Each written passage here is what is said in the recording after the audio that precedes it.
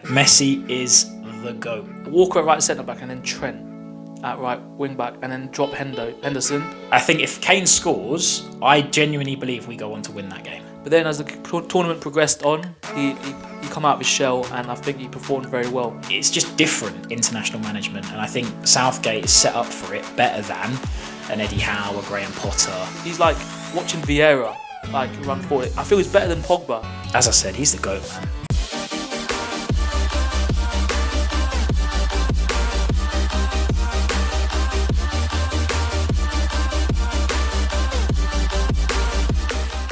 You alright, Warren? How are you, mate? Sally, thank you for having me back. It's all good. So welcome to the Chinwag podcast again. So we are doing a reaction to the whole of the World Cup this time. Yep. So I did a reaction to the quarterfinals and before the World Cup last week. So we're going to look forward to the semi-finals and beyond for there. All right. So we're going to start off with the first semi-final, which was Argentina versus Croatia. Mm-hmm. Who did you predict to go through, and what did you make of the outcome of that game? I think I was pretty confident Argentina would win. I think Croatia would have made it more difficult. I think typically they are better defensively, but in the end, Argentina were pretty comfortable. Messi ran the show. Alvarez looks incredible. It's crazy that he is Man City's backup striker. Scary, and obviously now you can see why they let Jesus and Sterling go.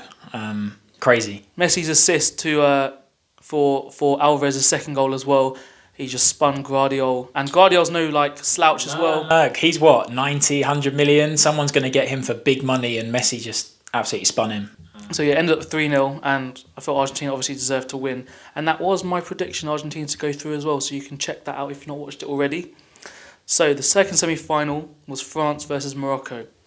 Who did you want to win, and what was your prediction? Well, who I wanted to win and who I thought would win are obviously different. The underdog story, it would have been great for Morocco to get all the way through to the final, but I just couldn't see it happening. I always thought France would find a way. Interesting that Morocco put up a better fight than Croatia did, but I always felt relatively confident that France would do that. My prediction was Morocco to win, and France obviously to get knocked out. But I think I was going more with my heart than I was with my head. Yeah. But I felt the early goal kind of killed Morocco a little bit. They scored after 5 minutes. Theo Hernandez, and then Kolo Muani scored as well to make it 2-0. But I thought Buffal should have had a penalty, which would have been, if they scored a penalty, would have made it 1-1. That was the one when they gave a free kick the other way, wasn't it? Yes. Yeah. So I think that was a big decision that could have gone Morocco's way. Yeah. But as I said, I did vote for Morocco to go through. But I think they were unlucky. They were unlucky. I mean, both France's goals were heavily deflected. And on another day, those deflections could have gone safe. France didn't work that many clear chances. And Morocco defended well like they did throughout the whole tournament. So, big up to them. The first African team to get to the semi-finals. But yeah, probably about as what we'd expect. So moving on to the final, that was one of the best. I think the best final. Without question, and without question now, Messi is the GOAT. I know you're a United fan. I know typically that means you're going to fall on the Ronaldo side. Messi is the GOAT. I do agree with you. Messi's the best player of all time. Obviously I love Ronaldo, but the way he's acted in the last couple of months, it's not changed my view on him completely, but he's still one of the greats, but Messi is the great. I saw something on Instagram earlier that his sister said this is the worst World Cup ever, and that Mbappe has got so much potential, and bloody it's just bitter, man. Yeah, it's just so bitter. But Messi, it was basically Messi versus Mbappe. Literally, yeah. Martinez save in the last minute against Kolo Muani. That was an incredible save. For once, I think people are putting respect on a save like that. I think those kinds of saves are made more often than people recognise, but because it was made in the last minute, it was such an important moment. I mean, I have mixed feelings about Martinez. I think he's a bit arrogant, but what a save, man. It was a great save. Mbappe is basically carrying France. He's basically carried France in that game, scoring a hat-trick, scored his penalty. And who missed a penalty in the, was it Tchouameni and... What was the one Martinez? Martinez saved the second one, didn't he? I can't remember who it was. But yeah, Martinez's mind games, obviously, when he threw the ball away for Tchouaméni's penalty. Before his penalty, he's just an incredible keeper for a penalty shootout. And Yeah. The mind games. It's kind of like the dark side of football, which some people don't like, but he's very, very good at it. he is, and that was a crazy final. And I was happy that Messi managed to pick up a World Cup. His Instagram post is the most liked Instagram post for any sportsman. There's something like 60 million likes at the moment. It's the most ever now, isn't it? It's the most ever. Really? Yeah. Before it was an egg. Oh yeah, There's it was some the general egg. knowledge. It was the egg. And you didn't even have Instagram. No, exactly. How do you know that? There you go. That's crazy knowledge. But big up the ref though. I think was very the ref were brilliant. What was it? The dive, the yellow card. What was it? The 87th, 88th minute. Thuram Could have easily given a penalty because that would have been the safe option. Gave a yellow card for diving. Like, I think the ref had such a good game. Apparently, he was an ex-player. Yeah, I heard about that as well. So it begs the question, maybe that's a good avenue in the future because they understand the game better. Very true. I thought France as well. They were missing a lot of players, but I've heard some people say, "Oh, it's a very weak France team." I'm like, it's not a weak France team at all. You got players like Tchouaméni coming in, replacing Pogba, who plays for Real Madrid, starts for Real Madrid. You got Theo Hernandez replacing his brother, who starts for AC Milan. Yeah. So and Nkunku got injured. I don't know if he starts over Giroud because Giroud was the guy for 2018 World Cup when they won. He's been in great form, and he had a good World Cup. He didn't play well in the final, but I don't think the injuries necessarily had as much of an impact as people bigged it up. So let's move on to England and Gareth Southgate. Big one. So we've talked about the semi-final, our reaction, and the final. So moving on to England. Yeah. How do you think England as a whole performed? And the biggest question of all, do you think Southgate should stay? I've said my piece, but we'll go into more depth in this podcast too. Yeah, I mean, I'm still Southgate in. Why?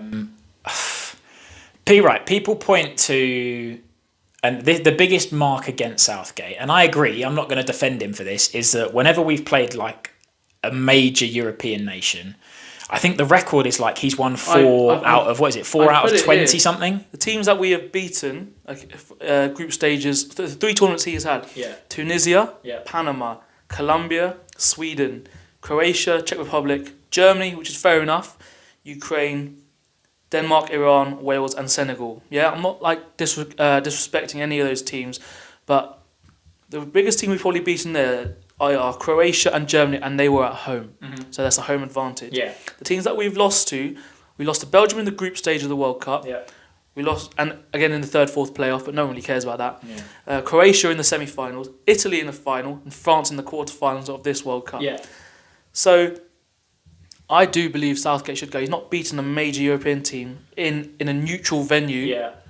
So that is, and his team selection as well, in my opinion, he could have done better. I think his team selections, I think he's shown a willingness to evolve with the team. He's not picked a team and stuck to it. Like a lot of people thought he might have gone with a back three at this World Cup. He didn't. He went with a 4, and I think that helped us generally to control games a little bit better. I think moving forward, that's the way that we will continue to play, is with a back 4 with probably Declan Rice holding. I think even though he's been in the job for such a long time, I think he is developing with the players as well. Like Foden's having a bigger part to play, Saka's having a bigger part, Bellingham's having a bigger part. But I feel as an international manager, especially someone like Southgate, who's not had a pedigree of club football, it's quite easy to choose the players that are just playing well. Like, this might be quite controversial, but I've said this in last week's podcast where I said I feel we should have gone to a 3 at the back, or 3 or 5 at the back against France. Put Walker at right centre back, and then Trent at right wing back, and then drop Henderson, and then have Rice and Bellingham, because Mbappe doesn't get back. So then you have Trent as an extra man wide, and he can whip in the balls into the box. And we didn't have that really, in my opinion. But who am I to say Southgate is wrong? No, I think that's an interesting decision. I think if we went with a back 5, I think Walker's going to be drawn out of position because he'd have done the same job, right? He'd have done the same job again, like a 1v1 versus Mbappe. By the way, I think he did brilliant. Yeah, Mbappe was very, very quiet. If we've got a 3, I think Walker is essentially going to get dragged out into the right back position all the time anyway. And I think we might have ended up losing the midfield battle, because then it would have just been Bellingham and Rice.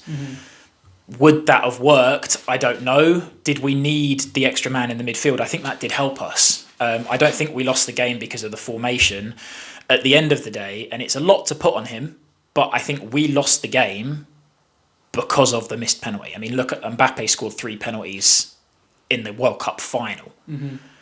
So we can't use the excuse that he missed because it was the second one. And I've seen people saying he needed more protection from the England players to, like what Henderson does is he protects the taker. Right, yeah. People didn't do that for the second one. People are using that as a bit of an excuse. If you're a world-class penalty taker and you're in such a high-pressure situation, like Mbappe did, you've just got to bury it. I think if Kane scores, I genuinely believe we go on to win that game because we have all the momentum. They had their backs against the wall.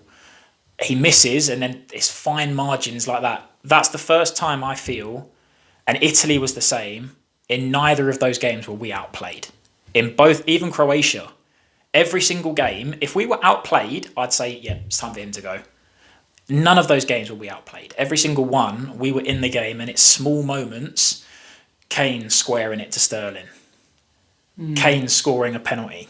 So with Kane missing the penalty and you saying him not squaring to Sterling, do you think he's the right person to start up top for England? 100%. Well, I know I'm putting a lot on him, but I think at the end of the day, the two positions for me that have the most pressure on them to perform are the goalkeeper and the striker. Particularly when you're only playing with one striker like we do, they have to perform, and if they don't, then the spotlight... But he's not been performing, though.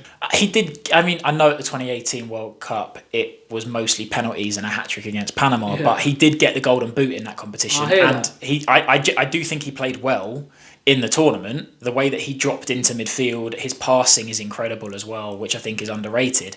I think his performances allowed Bellingham getting on ahead of him, the wingers to get involved. It was quite a selfless performance in the way that Giroud performed for France in 2018. He didn't necessarily get all of the goals, but how he performed helped us as a team. So I think he's definitely still the one. And also, you look at our alternatives.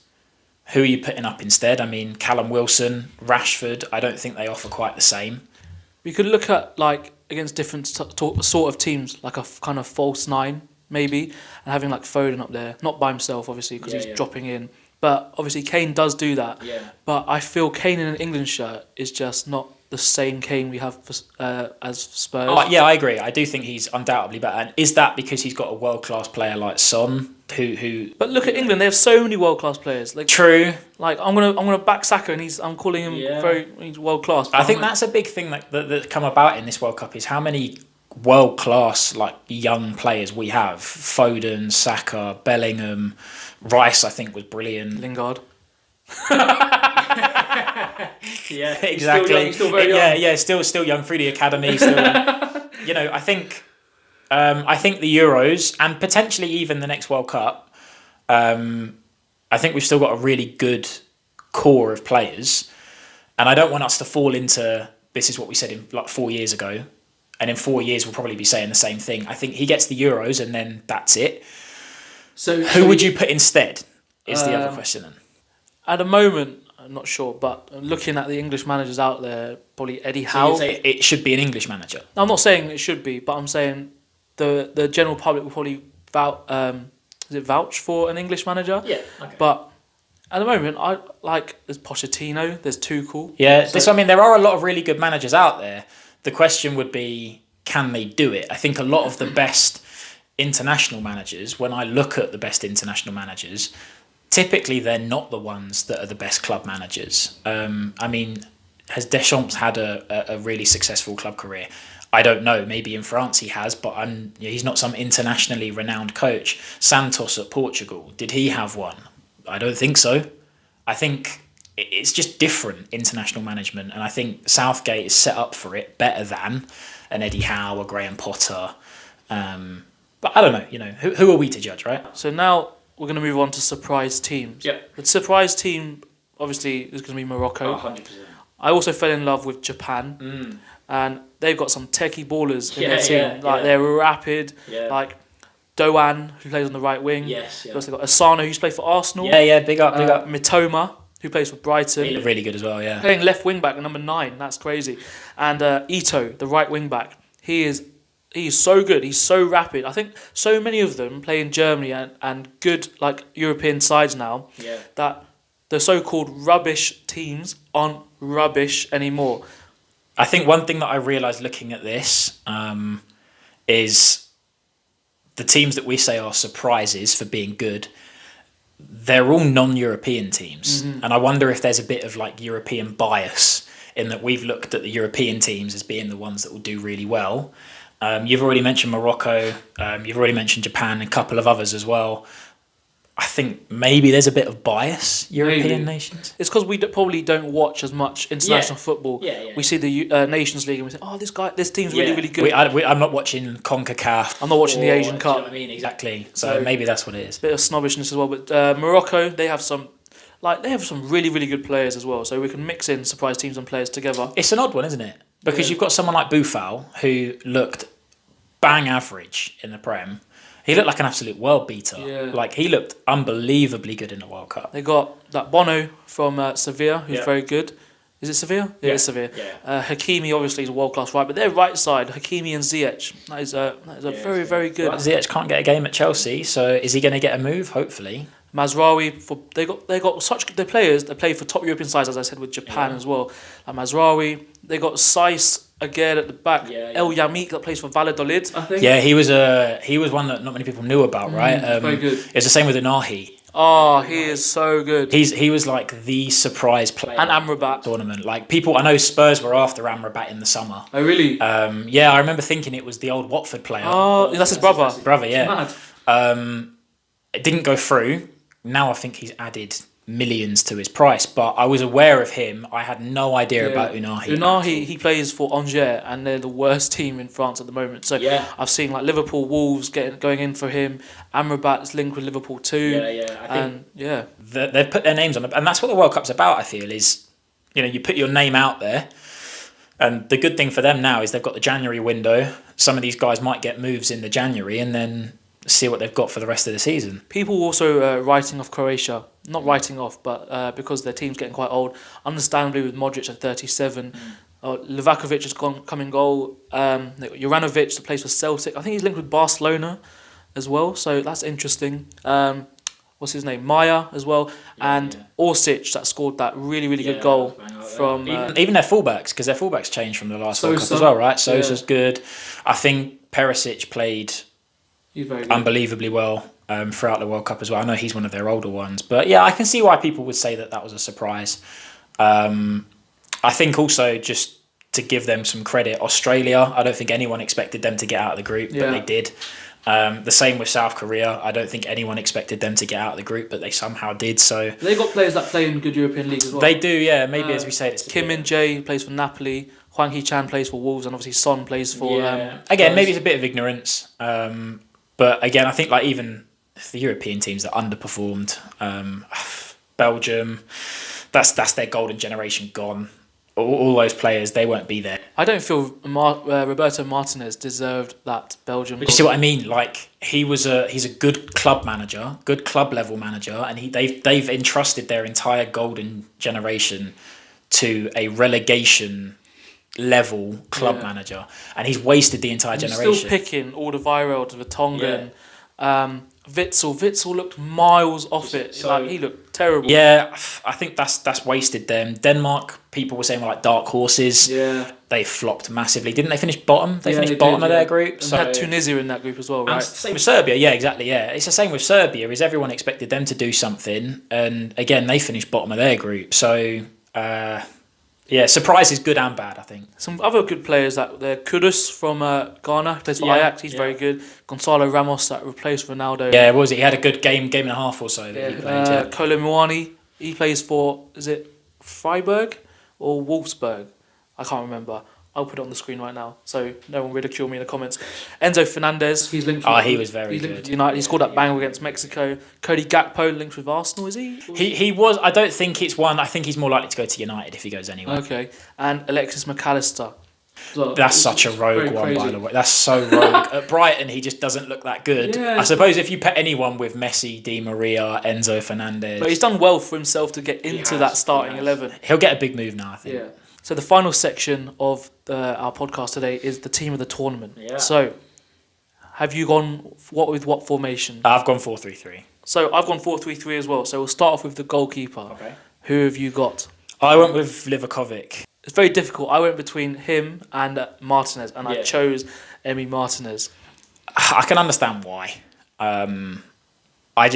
Across the tournament, I think Livakovic, he was one of the busiest goalkeepers at the tournament. He dragged them through games on his own, I think, in some cases. Less well known, I think. Plays for Zagreb, yeah. Yeah, I think he's less well known, but I think he just had an unbelievably good tournament. I think the Brazil game for me stood out massively. I heard one of the commentators say he's a very throwback keeper where he can't use his feet, and I was like, that is so wrong. I don't know. I don't know what you are watching. But let's move on to the right back. Who have you got at right back? I went for Hakimi. I went for Hakimi too. He just looked unbelievable. He's That right hand side for Morocco looked so good. Against everyone, even against France, it looked that good. So I can't see anyone else coming close to it. Right centre back. I mean, I guess you could put. I guess at centre back you could put them either way. I went for Gvardiol. Yeah. And I put Seiss next to him. Interesting. I've put Gvardiol and Romero. I thought Romero was incredible through the tournament. That was a close one. I think that was one of my 50-50s. I only didn't put Seiss in there because he got injured towards the end, so then he couldn't. What was it, the second half or so of the semi-final? But Romero and Gvardiol, they obviously we know about Romero a lot because he plays for Spurs, and obviously we live in England. Yeah. And Gvardiol plays for Leipzig, does he? Yeah. Plays for Leipzig, and he's 20 or 19, and he's a marauder. He used to play fullback, and now he plays at centre back. So the maturity he's showing at such a young age, especially at a position where you need experience, is very good. So he got into my team of the tournament. I think Romero is a great shout. I think he was very 50-50 for me. I think I noticed, especially in the final, the way he stepped in, he anticipated the danger, and he's a warrior. He'll put his body on the line. If he has to, he'll get injured to stop a goal. And I think that's one of the reasons why Argentina did so well. So left back, I went Hernandez. I was going to go Hernandez, but because he's I'm saying he didn't play well, but because he didn't start the tournament, and I went with Juranovic. I know he's a right back, but Juranovic... Taking creative liberties. Yeah, I am, yeah. But Juranovic, he plays for Celtic, and he doesn't get as much coverage, but he's a very good fullback, who I saw in the first maybe game and a half, and I thought he wasn't that great. Yeah. But then as the tournament progressed on, he come out of his shell, and I think he performed very well. So why have you gone with Hernandez? I think defensively, probably found it a bit more difficult, but I think he offers them so much offensively as well. Similar to how we'd maybe look at Chilwell, Reece James. Obviously, he got the opening goal. Do you think he's better than his brother? I don't know. I don't know if I'm able to make that judgment on the basis of how little of Italian football that I tend to watch. But I think he made such a difference to them offensively as well, allowing them to control games. I don't think there were any left backs that really stood out to me, to be perfectly honest. Mazraoui, but he got injured too. It's a tough one. Acuna, he's a tough one. I don't think any of the left backs were really good defenders. Acuna's just all shoulders, mate. Well, this is it. Going forward, I think, is what a lot of them add. Yeah. Your defensive midfielder or your centre mid? My most defensive of my three, I've gone with Amrabat. Yeah, 100%. Amrabat. Just absolutely unbelievable. Yeah, he performed so well. He plays for Fiorentina, and surely he'll get a move somewhere from Fiorentina. Without question. We mentioned earlier Tottenham were looking at him. I hope to God he doesn't go there. But, he looked unbelievable. On the ball, receiving the ball under pressure, driving forward, passing, tackling. That tackle he did against Mbappe, unbelievable. It's so good. So good. He basically carried that. I know there were a lot of good Moroccan players, but I think he was the guy for that team. Water carrier. Yeah, exactly. In the Kante kind of role, I think. Your two other centre midfielders. I went Fernandez, Enzo Fernandez. I think he grew. Don't worry, I know you're not saying Bruno. Yeah, no. He got 4 assists and he had an alright tournament, but yeah, Enzo Fernandez. Just to be clear, I think he grew into the tournament. He had some huge moments, as you say, the goal that he scored, but also just his ability to win the ball back and his quality on the ball. I think helped them massively. Obviously, Argentina. I've also gone for Bellingham, which might be a little bit of bias, but obviously watching every minute of the England games, I think it stood out. He is an unbelievably talented player. I would have chosen Bellingham if maybe if we had got to the semi-finals. Yeah, but I've gone with Tchouaméni, who in the podcast we did with Richard back in, was it April? I said he would get into the French squad. Ah, You know what I'm okay. saying? So this is one of them This is one of them things where you're thinking again with your heart a little bit. You're like, and Griezmann. So Griezmann transformed himself. Deschamps transformed him into a centre mid, and Tchouaméni. People saying that it's a weak French midfield, saying Tchouaméni doesn't deserve to start, but he plays for Real Madrid, so he can't be a bad player. He's like watching Vieira like run forward. I feel he's better than Pogba already. Like Pogba. Like I used to back him till. That's a big shout. I used to back him till the day like finished, but Tchouaméni he's so young and he's got like this 80s hairstyle and I love it. He's just quality, Tchouaméni. But I must say, Richard predicted France to win, and I looked at a clip earlier and he said if Mbappe doesn't keep it ticking, they won't do anything. So well done, Richard. You did predict France to win, but although they didn't just quite win, you predicted Mbappe to do well. But moving on to your wingers, who have you chosen? Should be. Well, I would imagine the front three is probably relatively straightforward.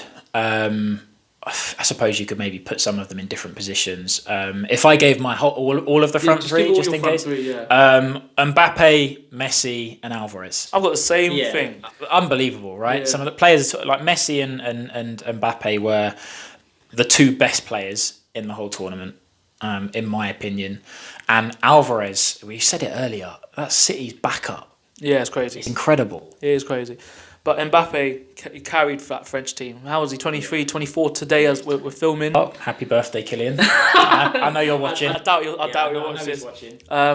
But he's got probably 2 or 3 World Cups left in him, I think. And he could do 3. What would he be? 20? 35 or something. 35 or so. He could do it. And he's got already 12 World Cup goals, and the record's closer with 16. Yeah. So, and he's already got 66 caps for France at 24 years old. He could do that in the next World Cup, possibly. Yeah, that's crazy. And then obviously Messi, I'm just very happy for Messi. You know what I mean? So unbelievable. Like, I know people will point to Messi scoring so many penalties. As part of doesn't matter. Kane didn't score. Well, this is it. You've got to score them, and he played such a big part in a lot of them, even being won in the first place. He ran the show. Even his goals, his assists. I think he's had the most goal involvements in total in World Cups. He's scoring loads. He's getting assists, chances created. As I said, he's the GOAT, man. But yeah, that is the end of the podcast. But thank you again for joining me on the Chinwag podcast World Cup review. It's always fun. It's always fun. So with the World Cup over, that was our review of the World Cup. I hope you enjoyed the video. If you did, make sure you like, comment and subscribe to my channel. And don't forget, I'll see you later for more. Merry Christmas. Oh yeah, Merry Christmas too. Thanks, mate. That's all right. When's this going? Thursday. Oh, okay, fine. I didn't want to say... I thought I'd say Merry Christmas, not knowing when it was going to be out. But